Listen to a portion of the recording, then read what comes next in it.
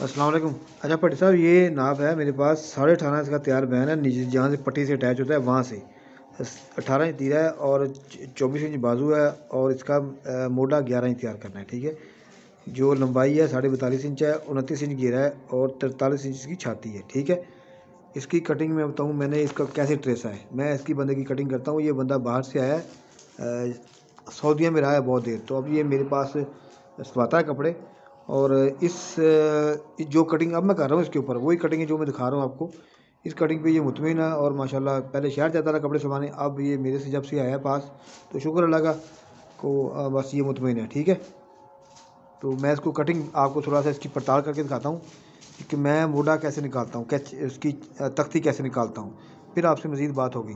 चलो, ये पर साहब मोटा मैं इस तरह नापता हूँ। ठीक है, ये 11.5 मैंने कर रखूँगा तो ये गुलाई में नापेंगे, सिलाई लग के 11 इंच तैयार हो जाएगा। ठीक है, अच्छा अब आगे आ जाएँ इसकी तख्ती पे। तख्ती साजी ये 1.25 इंच ऊपर, तकरीबन बल्कि ये आधा इंच ऊपर है। ठीक है, क्योंकि पेट थोड़ा है तो बराबर आ जाएगा ज़रा।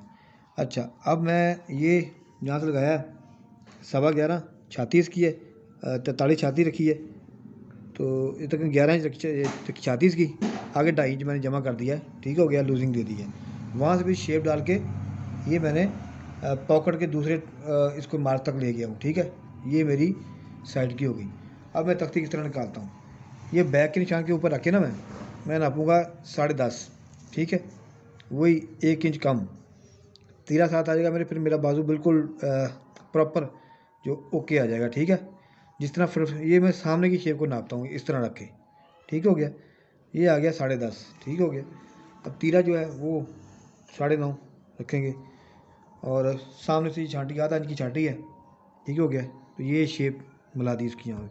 तो तख्ती निकालने का मेरा तरीका क्या ये है कि मोटा जितना हो सेम घुमा के बैक पे निशान के ऊपर रखता हूँ, जितना मोटा हो, जितना मैंने तैयार करना हो मोटा, तो उससे फिर 1 इंच तकरीबन कम ना रख के ये शेप बना देता हूँ मैं। ये शेप है, बाकी आपसे मज़ीद सीखेंगे इंशाल्लाह।